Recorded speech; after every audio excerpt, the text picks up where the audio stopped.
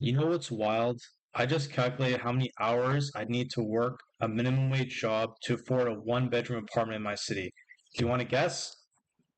It's 97 hours per week. That's not a typo. That's just Canada. Where here the average rent for a one bedroom is $1,900. And minimum wage, it's $16.65 an hour.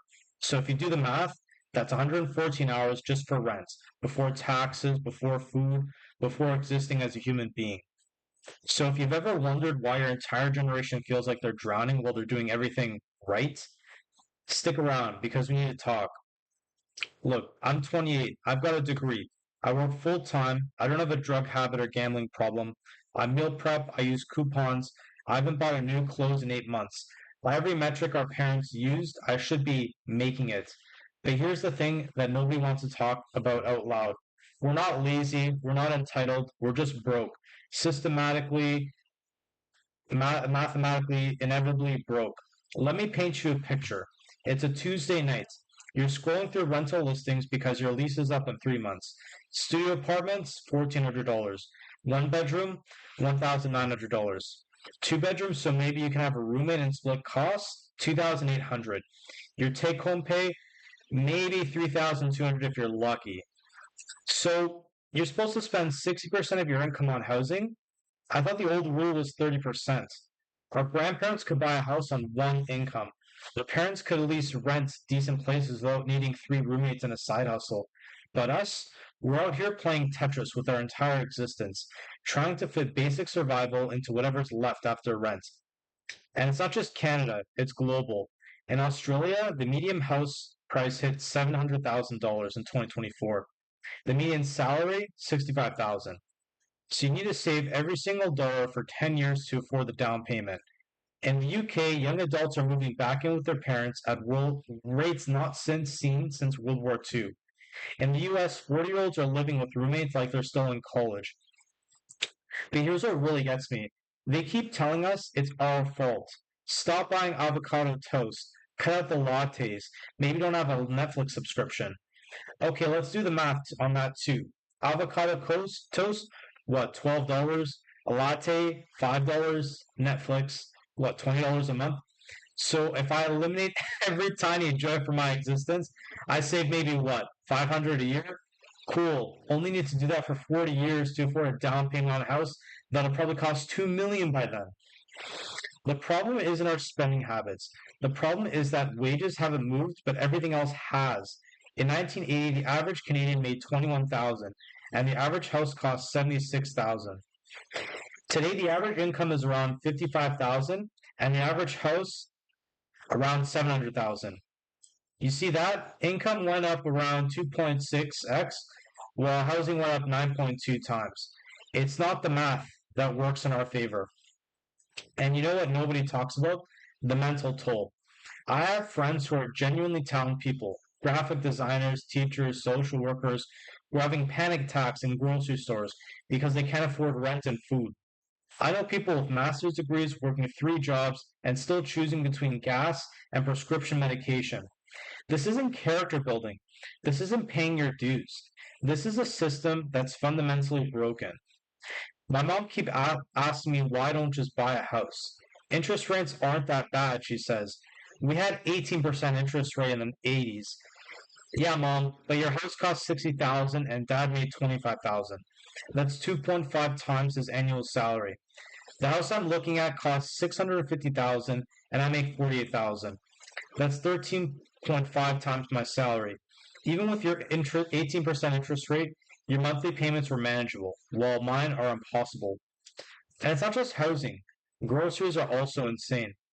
I spent $180 last week on what used to be $80 worth of food.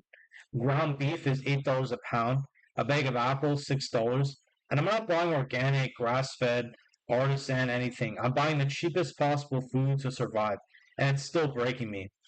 In Australia, people are having grocery panic attacks. In the UK, families are choosing between heating and eating. In the US, college graduates are moving back home not because they're failures, but because 7.25 an hour doesn't cover $1,500 rent. But here's what really messes with your head. Everyone acts like this is normal. Like previous generations also struggled this much. Like working 50 to 60 hours a week and still being unable to afford basic stability is just how life is. No, it's not. This isn't normal. My grandfather worked in a factory, supported a wife and three kids, bought a car, bought a house, took vacations, all on one income without a college degree. Doing that today. Good luck. We're living through the death of the middle class, and everyone's pretending it's young people's fault for not working hard enough, as if working three jobs while having a college degree isn't hard enough, as if choosing between rent and student loan is just budgeting. You want to know what working poor looks like? It's having a professional job but still calculating if you can afford a $4 coffee. It's wearing the same three outfits to work because you can't afford new clothes. It's canceling plans with friends because you can literally not afford to go out. It's lying in bed at 2 a.m. doing math in your head, trying to figure out how to make $200 last 2 weeks. It's feeling ashamed when your card gets declined buying groceries.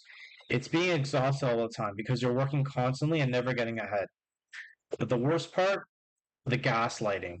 You just need to work harder. Everyone struggles when you're young. It builds character. No. What builds character is overcoming challenges through effort and growth. What destroys character is a system that punishes you for existing despite doing everything right. I have friends who are brilliant, hardworking people who have given up on ever owning homes. They've given up on having kids because they can't afford them. They've given up on retirement because they're just using retirement savings to survive their 20s and 30s. We're not asking for luxury. We're asking for the same basic stability our parents got. A place to live that doesn't cost 70% of our income. Jobs that pay enough to actually live on. The possibility of building something instead of just surviving. In Australia, they call our generation the lost generation. And in the UK, it's called something else, but it's not much better. It's called Generation Rent. In Canada and the US, I guess we're just forgotten to have a nickname or anything like that.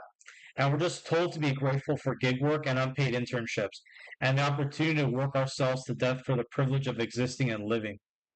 But here's what I want you to remember. This isn't natural. This isn't inevitable. This isn't policy. This is choices that governments and corporations made.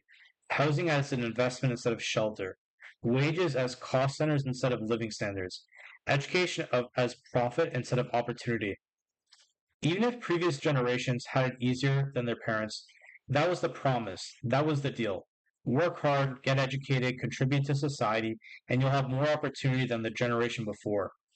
We're the first generation where that's not true, where our parents have it easier than the kids. And instead of acknowledging this massive systemic failure, they're telling us we're just not trying hard enough. So, yeah, we're not lazy, we're not entitled, we're not looking for handouts. We're asking for the same deal every generation before us got. Work hard and you can afford to live. But apparently, we're asking for too much. But hey, at least we can afford to buy houses to ruin the economy with, right? If you're watching this at 2 a.m. because you can't sleep from financial stress, you're not alone. If you're tired of being told this is all your fault, just work harder, pull yourself up by your bootstraps, you're also not alone.